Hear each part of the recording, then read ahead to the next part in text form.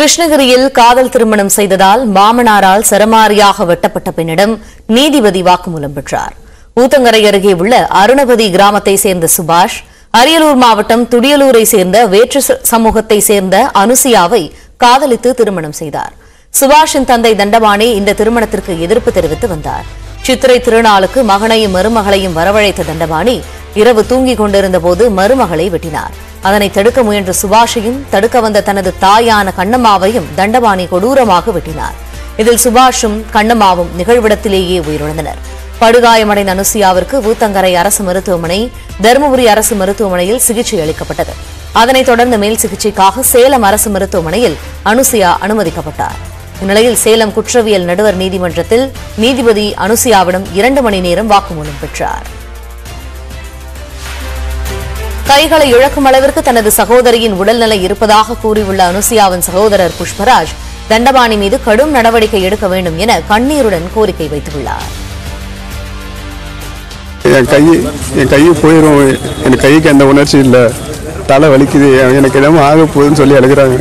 சத்தியமா விடக்கூடாது சார், அக்கா நிலைமைக்கு ஆக்குறவன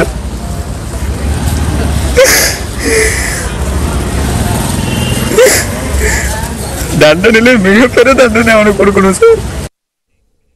3 நாள் தொடர் விடுமுறையை ஒட்டி மலைகளின் இளவரசியான கொடைக்கானலில் ஏராளமான சுற்றுலா பயணிகள் குவிந்துள்ளனர். கொடைக்கானலில் தற்போது குளுகுளு சீசன் நிலவி வருகிறது. இதையொட்டி தமிழகம் மட்டுமின்றி வெளி மாநிலங்கள், வெளிநாடுகளில் இருந்து ஏராளமான சுற்றுலா பயணிகள் கொடைக்கானலுக்கு வருகை தருகின்றனர். வேரிஜமேரி, மன்னவனூர் சூழல் சுற்றுலா மையம், பைன்மரக்காடு, பில்லர் ராக், குணா குகை, மொயர் பாயிண்ட் உள்ளிட்ட சுற்றுலா இடங்களை குவிந்து உள்ளவர்கள் செல்ஃபி எடுத்தும் புகைப்படம் எடுத்தும் மகிழ்கின்றனர். கொடைக்கானல் பெரிய ஏரியின் நடுவே அமைக்கப்பட்ட செயற்கை நீரூற்றின் சாரலில் படகு சவாரி செய்து நெகிழ்ச்சியை ஏற்படுத்தியதாக சுற்றுலா பயணிகள் தெரிவித்தனர். நாங்கள் நாகப்பட்டினத்துலேருந்து வரோம். இங்கே கொடைக்கானலுக்கு ஃபேமிலியோட ட்ரிப் வந்தோம். நல்ல கிளைமேட் நல்லா இருக்குது, கிட்ஸ்லாம் நல்லா என்ஜாய் பண்ணுறாங்க. இங்கே ஹார்ஸ் ரைடிங், லேக் வியூ எல்லாமே நல்லா இருக்குது, ப்ளசண்ட்டாக இருக்குது. நாங்கள் ஃபேமிலியோடு இப்போ கொடைக்கானல் வந்திருக்கோம். இங்கே லேக் பார்த்தோம், நல்லா இருந்துச்சு. அப்புறம் பார்க்குக்கு வந்திருக்கோம், குணா கேவ் போனோம். எல்லா இடத்துலையும் நல்ல கிளைமேட் நல்லா இருக்குது. கொடைக்கானலில் அவ்வப்போது தரையிறங்கும் மேகக்கூட்டங்கள் சுற்றுலா பயணிகளை தழுவிச் சென்றது உற்சாகத்தை ஏற்படுத்தியது. வெள்ளி அருவி, பாம்பார் அருவி, பிரையன் பூங்கா உள்ளிட்ட இடங்களுக்கும் சுற்றுலா பயணிகளின் வருகையால் களை கட்டியுள்ளனர்.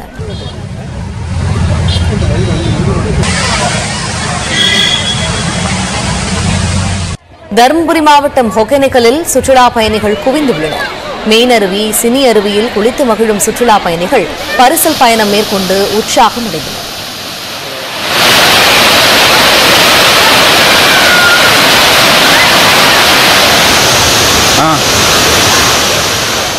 தொடர் விடுமுறையின் காரணமாக கன்னியாகுமரி மாவட்டம் திருப்பரப்பு அருவியில் சுற்றுலா பயணிகள் குவிந்துள்ளனர்.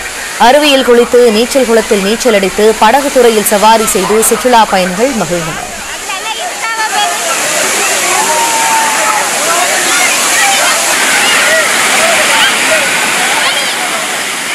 தூத்துக்குடி மாவட்டம் திருச்செந்தூர் முருகன் கோவிலில் பக்தர் கூட்டம் வெள்ளம் போல காணப்படுகிறது. கோவில் வளாகத்தில் உள்ள நாழிக்கிணறு மற்றும் வள்ளிகுகை போன்ற பகுதிகளில் கூட்ட நெரிசல் அதிகமாக காணப்படுகிறது. தொடர் விடுமுறையின் காரணமாக ஏராளமான பக்தர்கள் கோவிலில் திரண்டனர்.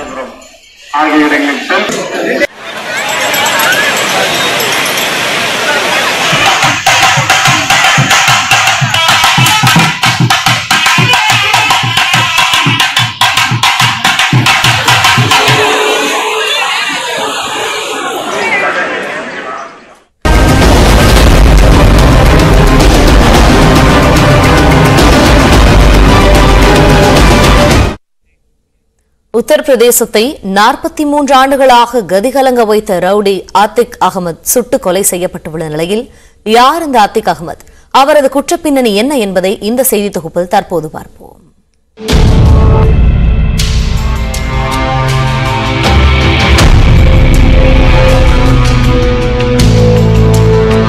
ஆத்திக் அகமது உத்தரப்பிரதேச மாநிலம் பிரயாக்ராஜில் 1962ஆம் ஆண்டு பிறந்தார். இவர் மனைவி மற்றும் 5 மகன்களுடன் வசித்து வந்த நிலையில் அவரது குடும்பத்தினர் பிரயாக்ராஜ் மற்றும் அதன் சுற்றுவட்டார மாவட்டங்களில் கொடூரமான சம்பவங்களை அரங்கேற்றி வந்தனர். அத்திக் அகமது 1979ஆம் ஆண்டு கொலை வழக்கு ஒன்றில் முதன்முறையாக குற்றவாளியாக சேர்க்கப்பட்டார். ரவுடியாக இருந்த அவர் திடீரென அரசியலில் குதித்தார். தனது அரசியல் வாழ்க்கையை 1989ஆம் ஆண்டு தொடங்கிய அத்திக் அகமது அலகாபாத் மேற்கு தொகுதியிலிருந்து தொடர்ந்து 3 முறை சுயேட்சை எம்எல்ஏவாக தேர்ந்தெடுக்கப்பட்டார். அதே தொகுதியில் 1996இல் சமாஜ்வாதி சார்பில் போட்டியிட்டு எம்எல்ஏவாக தேர்வானார். 1999 முதல் 2003ஆம் ஆண்டு வரை அப்னாதளம் கட்சி தலைவராகவும் அத்திக் அகமது பதவி வகித்துள்ளார். அதன் பிறகு 2004ஆம் ஆண்டு மக்களவைத் தேர்தலில் புல்பூரிலிருந்து சமாஜ்வாதி கட்சி சார்பில் வெற்றி பெற்று நாடாளுமன்ற உறுப்பினராக பொறுப்பேற்றார். 2005ஆம் ஆண்டு பகுஜன் சமாஜ் கட்சி எம்எல்ஏ ராஜுபால் கொலை வழக்கில் அத்திக் அகமது குற்றம் சாட்டப்பட்டார். அரசியல் நெருக்கடி காரணமாக 2008இல் அத்திக் சரணடைந்தார். 4 ஆண்டுகள் சிறையில் இருந்த அவர் 2012ஆம் ஆண்டில் விடுவிக்கப்பட்டார். பின்னர் அவர் 2014இல் சமாஜ்வாதி சார்பில் மக்களவைத் தேர்தலில் போட்டியிட்டு தோல்வியை தழுவினார். பிரயாக்ராஜில் உள்ள வேளாண்மை பல்கலைக்கழகத்தில் ஊழியர்களை தாக்கியதற்காக 2017இல் அவர் மீண்டும் கைது செய்யப்பட்டார். 2019இல் அவர் சிறையில் இருந்தபோதே பிரதமர் நரேந்திர மோடிக்கு எதிராக வாரணாசி தொகுதியில் போட்டியிட்டு வெறும் 855 வாக்குகளை மட்டும் பெற்றார்.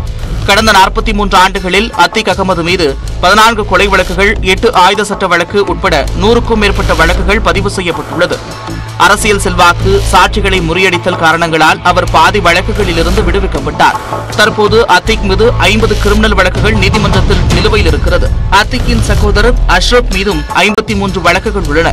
அத்திக் அகமதின் மகன்களில் ஒருவரான ஆசாத் ராஜுபால் கொலை வழக்கில் முக்கிய சாட்சியாக இருந்த உமேஷ் பால் கொலை வழக்கில் தேடப்பட்டு வந்த நிலையில் அவரை ஜான்சியில் சிறப்பு அதிரடி படையினர் சில நாட்களுக்கு முன்பு என்கவுண்டர் செய்தனர். அவரது மற்ற 4 மகன்களில் 2 வெவ்வேறு வழக்குகளில் சிறையில் இருக்கின்றனர். மற்ற 2 சிறார் இல்லத்திலும் அடைக்கப்பட்டுள்ளனர். கொலை, ஆட்கடத்தல், வெடிகுண்டு வீச்சு என பல்வேறு குற்றச்சம்பவங்களால் சுமார் அரை நூற்றாண்டு காலமாக உத்தரப்பிரதேசத்தை நடுநடுங்க வைத்த கிரிமினல் குற்றவாளி அத்திக் அகமது சுட்டுக் கொல்லப்பட்டது அம்மாநில அரசியலில் அதிர்வலைகளை ஏற்படுத்தியுள்ளது. நிலையில் எந்த ஒரு அரசியல் நோக்கத்திற்காகவும் சட்ட விதிகள் மற்றும் நீதித்துறை செயல்முறையுடன் விளையாடுவது அல்லது மீறுவது நமது ஜனநாயகத்திற்கு சரியானதல்ல என்று காங்கிரஸ் பொதுச் செயலாளர் பிரியங்கா காந்தி தெரிவித்துள்ளார். அத்திக் அகமது கொலையை நேரடியாக குறிப்பிடாமல் ட்விட்டரில் பதிவிட்டுள்ள பிரியங்கா குற்றவாளிகளுக்கு மிக கடினமான தண்டனையை வழங்க வேண்டும் என்று வலியுறுத்தியுள்ளார். அதே நேரம் இது சட்டத்திற்கு உட்பட்டதாக இருக்க வேண்டும் என்றும் கூறியுள்ளார். இந்நிலையில் அத்திக் அகமது கொலைக்கு பொறுப்பேற்று முதலமைச்சர் யோகி ஆதித்யநாத் பதவி விலக வேண்டும் என்று அகில இந்திய மஜ்லிஸ் கட்சி தலைவர் ஓவைசி வலியுறுத்தியுள்ளார். அத்திக் அகமது கொலை செய்யப்பட்ட போது பாதுகாப்பு பணியில் இருந்த காவலர்களை பணி நீக்கம் செய்ய வேண்டும் என்றும் உச்சநீதிமன்றம் குழு அமைத்து இந்த கொலை தொடர்பாக விசாரணை நடத்த வேண்டும் என்றும் ஓவைசி கேட்டுக் கொண்டுள்ளார். உத்தரப்பிரதேச என்கவுண்டர் மாநிலமாக மாறி வருவதாக அம்மாநிலத்தின் முன்னாள் முதலமைச்சர் மாயாவதி விமர்சித்துள்ளார். அத்திக் அகமது சுட்டுக் கொல்லப்பட்ட சம்பவத்தை சுட்டிக்காட்டி ட்விட்டரில் பதிவிட்டுள்ள அவர் நாடு முழுவதும் பரபரப்பாக பேசப்பட்டு வரும் இந்த சம்பவத்திற்கு உச்சநீதிமன்றம் தகுந்த நடவடிக்கை எடுத்தால் நல்லது என குறிப்பிட்டுள்ளார். உத்தரப்பிரதேசத்தில் சட்டத்தின் வாயிலாக ஆட்சி நடக்கிறது என்பதற்கு பதிலாக என்கவுண்டர் மாநிலமாக மாறி வருவதே பொருத்தமானது என மாயாவதி தெரிவித்துள்ளார்.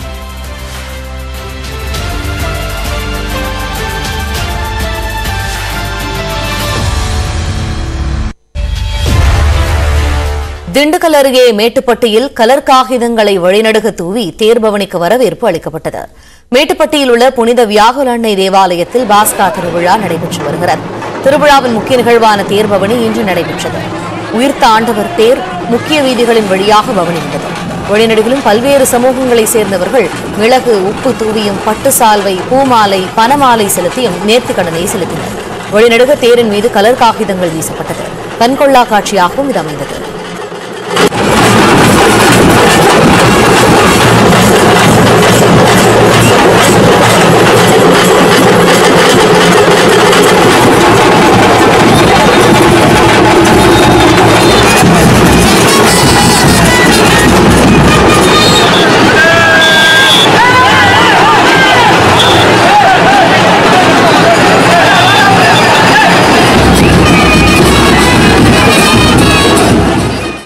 மதுரை மீனாட்சி அம்மன் கோவிலில் உள்ள யானைக்கு கட்டப்பட்டுள்ள நீச்சல் குளத்தை அமைச்சர் பழனிவேல் தியாகராஜன் திறந்து வைத்தார்.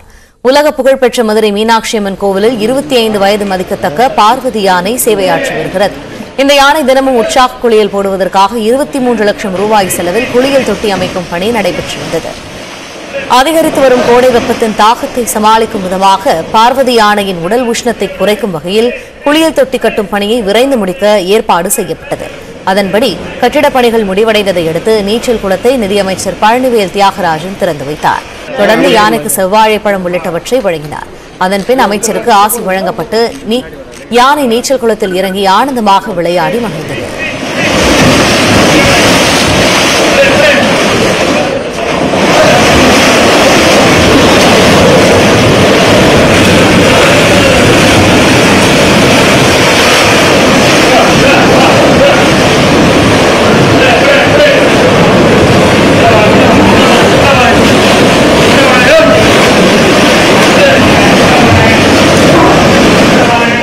அதன்பின் மீனாட்சி அம்மன் கோவிலுக்கு வரும் பக்தர்கள் வசதிக்காக 4 சித்துரை வீதிகளிலும் கட்டப்பட்டுள்ள நிழற்குடைகளை அமைச்சர் பழனிவேல் தியாகராஜன் திறந்து வைத்தார். அப்போது செய்தியாளர்களிடம் பேசிய அமைச்சர் பார்வதி யானைக்கு ஏற்பட்ட தொற்று பாதிப்பு முழுமையாக குணமடைந்து விட்டதாகவும் கண் பாதிப்பு மேலும் மோசமடையாமல் இருக்க சிகிச்சை அளிக்கப்பட்டு வருவதாகவும் கூறினார்.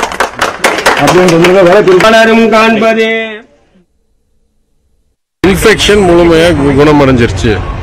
புண்ணு இன்னும் கொஞ்சம் பாக்கி இருக்குன்றாங்க. அது ஆயின்மெண்ட் நானே பார்த்தேன், தினம் அந்த ஸ்கின் ஆயின்மெண்ட் போட்டுருக்காங்க. அதுவும் ஒரு வாரத்தில் 2 வாரத்தில் முழுமையாக குணம். இப்போ 2 பிரச்சனை. ஒன்று, எப்படி அந்த வியாதி வந்ததுன்னு ரொம்ப ஆராய்ந்து பார்த்தா இந்த புறாக்கள்லாம் அங்கே போய் உக்காந்து அதோடைய கழிவில் அதில் ஏதாவது பாக்டீரியா இருந்திருக்கும். அதனால தான் பயங்கர, இல்லைன்னா பாக்கியெல்லாம் நம்ம தானே வாங்கி கொடுக்குற சாப்பாடு, அதனால கோயிலில் அப்போ அதை தடுக்கணுன்றதுக்காகவே நானும் அதை ஆராய்ச்சி பண்ணி ஊட்டியில் பல இடங்கள்ல இந்த மாதிரி ஸ்பைக்ஸ் வச்சிருக்காங்க. அதாவது புறாக்கள் உள்ள வந்து கூண்டு கட்டி அங்க உட்காந்து கழிவு போடாம இருக்கிறதுக்கு. செங்கல்பட்டு அருகே தந்தையின் கொலைக்கு பழிக்கு பழி வாங்கும் நோக்கில் தங்களது சகோதரியின் கணவரை கழுத்தறுத்து கொடூரமாக கொலை செய்த இளைஞர்களை காவல்துறையினர் கைது செய்தனர். பொன்விளைந்த களத்தூரில் அம்பேத்கர் காலனியை சேர்ந்த 34 வயதான டார்ஜன் 12 ஆண்டுகளுக்கு முன்பு ஜெயந்தி என்பவரை திருமணம் செய்தார். இவர்களுக்கு 3 குழந்தைகள் உள்ள நிலையில் மதுபோதை கடுமையான டார்ஜன் அடிக்கடி தனது மனைவியிடம் பணம் கேட்டு அடித்து துன்புறுத்தியதாக குற்றம் சாட்டப்பட்டது. இதை தட்டி கேட்ட ஜெயந்தியின் தந்தை துலுக்கானத்தை உருட்டுக்கட்டையால் டார்ஜன் தாக்கியதில் அவர் உயிரிழந்தார். மாமனாரை கொலை செய்த வழக்கில் கைது செய்யப்பட்டு சிறையில் அடைக்கப்பட்ட டார்ஜன் கடந்த வாரம் ஜாமீனில் வெளியே வந்தார். ஆனால் மீண்டும் தனது மனைவி ஜெயந்தியை அடித்து துன்புறுத்தியதாக கூறப்படுகிறது. இதை அறிந்த ஜெயந்தியின் தம்பி சூர்யா மற்றும் சித்தப்பா மகன் லோகேஷ் பாபு ஆகியோர் டார்ஜன் வீட்டிற்கு வந்தனர். அப்போது ஆத்திரத்தில் மதுபோதையில் வீட்டில் தூங்கிக் கொண்டிருந்த டார்ஜனின் கழுத்தை அறுத்து துடிக்க துடிக்க கொலை செய்தனர். பின்னர் உடலை வீட்டிலேயே போட்டுவிட்டு தலையை மட்டும் துண்டித்து தனது தந்தை துலுக்கானம் கொலை செய்யப்பட்ட இடத்தில் வீசிச் சென்றனர். இதையடுத்து செங்கல்பட்டு எஸ்பி பிரதீப் மற்றும் டிஎஸ்பி பாரத் ஆகியோர் நேரில் விசாரணையை மேற்கொண்டனர். மேலும் கொலை செய்த சூர்யா மற்றும் லோகேஷ் பாபு இருவரையும் கைது செய்து விசாரித்து வருகின்றனர். தொடர்ந்து செய்திகளை விரைவுச் செய்திகளாக பார்ப்போம். துபாயில் அடுக்குமாடி குடியிருப்பில் ஏற்பட்ட தீ விபத்தில் தமிழ்நாட்டைச் சேர்ந்த 2 உட்பட 16 பேர் உயிரிழந்தனர். துபாயில் அல்ராஸ் அருகே உள்ள அடுக்குமாடி குடியிருப்பின் 4வது தளத்தில் சனிக்கிழமை திடீரென தீ விபத்து ஏற்பட்டது. தீ மலமளவென பரவி கொழுந்துவிட்டு எரிந்தது. தகவல் அறிந்து வந்த தீயணைப்பு வீரர்கள் தீயை கட்டுக்குள் கொண்டு வந்தனர். இந்த தீ விபத்தில் தமிழ்நாட்டைச் சேர்ந்த 2 தொழிலாளர்கள், கேரளாவைச் சேர்ந்த தம்பதி உட்பட 16 பேர் உயிரிழந்தனர். முதற்கட்ட விசாரணையில் அடுக்குமாடி குடியிருப்பில் போதிய பாதுகாப்பு வசதி இல்லாததே தீ விபத்திற்கு காரணம் என தெரியவந்துள்ளது. ஒரு கட்சியின் தலைவர் எப்படி இருக்க வேண்டும் என்பதற்கு பாஜக மாநில தலைவர் அண்ணாமலை புது இலக்கணம் என்று அக்கட்சியைச் சேர்ந்த அமர் பிரசாத் ரெட்டி தெரிவித்துள்ளார். சேலம் மாவட்டம் ஓமலூரில் செய்தியாளர்களிடம் பேசிய அதிமுக பொதுச் செயலாளர் எடப்பாடி பழனிசாமி பேட்டி கொடுத்தே அண்ணாமலை பெரியாளாக நினைப்பதாக விமர்சித்தார். எனவே அவரை பற்றி பேச தயாராக இல்லை என்று கூறினார். இந்நிலையில் தனது ட்விட்டர் பக்கத்தில் பதிவிட்டுள்ள அமர் பிரசாத் ஒரு கட்சியின் தலைவர் எப்படி இருக்க வேண்டும் என்பதற்கு தங்கள் தலைவர் புது இலக்கணம் என்று கூறியுள்ளார். அடுத்தவர் காலில் விழுந்து பதவியை பெற்றுக் கொடுத்தவரையே காலை வாரும் கலையை கற்றவர்களுக்கு இந்த புதிய அரசியல் இலக்கணம் திறந்திருக்க வாய்ப்பில்லை எனவும் சாடியுள்ளார். கொரோனா பரவல் அதிகரிப்பால் ராணிப்பேட்டை மாவட்டத்தில் முகக்கவசம் அணிய வேண்டும் என்று மாவட்ட ஆட்சியர் வளர்மதி அறிவுறுத்தியுள்ளார். இது தொடர்பாக அவர் வெளியிட்டுள்ள அறிவிப்பில் தொற்றால் பாதிக்கப்படாமல் இருக்க கொரோனா விதிமுறைகளை பின்பற்ற வேண்டும் என பொதுமக்களை கேட்டுக் கொண்டுள்ளார். உடல் சோர்வு, தொண்டை வலி உள்ளிட்ட அறிகுறிகள் ஏற்பட்டால் கொரோனா பரிசோதனை செய்து கொள்ள வேண்டும் எனவும் ஆட்சியர் அறிவுறுத்தியுள்ளார். மேலும் தொற்று பாதித்தவர்கள் குணமடையும் வரை தங்களை தனிமைப்படுத்திக் கொள்ள வேண்டும் எனவும் ஆட்சியர் வளர்மதி கேட்டுக் கொண்டுள்ளார். ஆளுநர் மசோதா தொடர்பான தீர்மானத்திற்கு ஆதரவு தெரிவித்த அரவிந்த் கெஜ்ரிவாலுக்கு முதலமைச்சர் மு க ஸ்டாலின் நன்றி கூறியதுடன் தீ பரவட்டும் என்று தெரிவித்துள்ளார். சட்ட மசோதாக்களுக்கு ஆளுநர் ஒப்புதல் தர காலக்கெடு நிர்ணயிக்க வேண்டும் என்று கடந்த வாரம் தமிழ்நாடு சட்டப்பேரவையில் தீர்மானம் நிறைவேற்றப்பட்டது. இதேபோன்ற தீர்மானத்தை அனைத்து மாநிலங்களிலும் நிறைவேற்ற வேண்டும் என்று பாஜக ஆட்சியில் அல்லாத மாநில முதலமைச்சர்களுக்கு தமிழ்நாடு முதலமைச்சர் மு.க.ஸ்டாலின் கடிதம் எழுதினார். இதற்கு வரவேற்பு தெரிவித்து பதில் கடிதம் எழுதியுள்ள அரவிந்த் கெஜ்ரிவால் இதேபோன்ற தீர்மானம் டெல்லி சட்டப்பேரவையிலும் நிறைவேற்றப்படும் என்று தெரிவித்திருந்தார். இதற்கு நன்றி தெரிவித்து ட்விட்டரில் பதிவிட்டுள்ள முதலமைச்சர் மு.க.ஸ்டாலின் தீ பரவட்டும் என்று குறிப்பிட்டுள்ளார். மேலும் மக்களால் தேர்ந்தெடுக்கப்பட்ட அரசு மற்றும் சட்டப்பேரவையின் அதிகாரத்தை நியமன ஆளுநர் குறைத்து மதிப்பிடக்கூடாது எனவும் கூறியுள்ளார். மதுரை மீனாட்சி அம்மன் கோவிலில் 4 சித்திரை வீதிகளிலும் உள்ள நடைமேடைகளில் பக்தர்களின் நலனுக்காக 1 கோடி ரூபாய் மதிப்பில் நிழற்குடை அமைக்கப்பட்டுள்ளது. சென்னை சில்க்ஸ் நிறுவனம் சார்பில் அமைக்கப்பட்டுள்ள இந்த நிழற்குடையை நிதியமைச்சர் PTR பழனிவேல் தியாகராஜன் திறந்து வைத்து பக்தர்களின் பயன்பாட்டிற்கு கொண்டு வந்தார். இந்த நடைபாதை 4 சித்திரை வீதியில் இருக்கிற நடைபாதையில் அம்மனை தரிசிக்க போறதுக்காக ஒரு நிரந்தர நிழற்குடை அமைக்கணும் அப்படின்னு எங்க சென்னை சில்க்ஸ் நிர்வாகத்துக்கு ஒரு விருப்பம். 1 கோடி ரூபாய் மதிப்புல ஒரு 21,000 சதுர அடியில் இதை செஞ்சிருக்கிறோம். மதுரை மக்களுக்கு இது நல்லபடியா பக்தர்களுக்கு இது உதவியா இருக்கும். தமிழ்நாடு, புதுச்சேரி மற்றும் காரைக்காலில் ஏப்ரல் 19ஆம் தேதி வரை வறண்ட வானிலையே நிலவும் என்று சென்னை வானிலை ஆய்வு மையம் தெரிவித்துள்ளது. வரும் 24ஆம் தேதி தமிழ்நாடு, புதுச்சேரி, காரைக்காலின் ஓரிரு இடங்களில் லேசானது முதல் மிதமான மழை பெய்யக்கூடும். தமிழ்நாடு, புதுச்சேரியில் இன்றும் நாளையும் அதிகபட்ச வெப்பநிலை இயல்பை விட 2 முதல் 3 டிகிரி செல்சியஸ் வரை அதிகமாக இருக்கக்கூடும். சென்னையில் அடுத்த 48 மணி நேரத்திற்கு வானம் ஓரளவு மேகமூட்டத்துடன் காணப்படும். மீனவர்களுக்கு எச்சரிக்கை எதுவும் விடுக்கப்படவில்லை. கர்நாடக முன்னாள் முதலமைச்சரும் பாஜக மூத்த தலைவருமான ஜெகதீஷ் ஷெட்டர் தனது எம்எல்ஏ பதவியை ராஜினாமா செய்தார். கர்நாடக சட்டமன்ற தேர்தலில் பாஜகவின் மூத்த தலைவர்களுக்கும் தற்போதைய எம்எல்ஏக்கள் பலருக்கும் மீண்டும் சீட் வழங்கப்படவில்லை. இதேபோன்று மீண்டும் போட்டியிட வாய்ப்பு மறுக்கப்பட்டுள்ள முன்னாள் முதலமைச்சர் ஜெகதீஷ் ஷெட்டர் 30 ஆண்டுகளுக்கும் மேலாக கட்சியில் பணியாற்றிய தன்னை பாஜக நடத்திய விதம் வேதனை அளிப்பதாகவும் இதனால் கட்சியை விட்டு விலகுவதாகவும் அறிவித்தார். அதன்படி இன்று காலை சபாநாயகர் விஸ்வேந்தர் ஹெக்டேவை சந்தித்து தனது ராஜினாமா கடிதத்தை வழங்கினார். அதன் பிறகு பாஜகவிலிருந்து முறைப்படி விலகுவதற்கான கடிதம் வழங்கிய பிறகு தனது அடுத்த கட்ட நடவடிக்கை குறித்து அறிவிக்க உள்ளதாக ஜெகதீஷ் ஷெட்டர் தெரிவித்துள்ளார். நாமக்கல் மாவட்டம் குமாரபாளையத்தில் ஜல்லிக்கட்டு போட்டி உற்சாகமாக நடைபெற்றது. வனத்துறை அமைச்சர் மதிவேந்தன் கொடியசைத்து போட்டியை தொடங்கி வைத்தார். திருச்சி, தஞ்சாவூர், புதுக்கோட்டை, சேலம் உள்ளிட்ட பல்வேறு மாவட்டங்களிலிருந்து ஜல்லிக்கட்டு காளைகள் போட்டியில் பங்கேற்றன. 300 மாடுபிடி வீரர்கள் காளைகளை அடக்கினர். காளைகளை அடக்கிய வீரர்களும் வீரர்களுக்கு பிடிவிடாமல் ஓடிய காளைகளின் உரிமையாளர்களுக்கும் பரிசுகளை அளித்தனர்.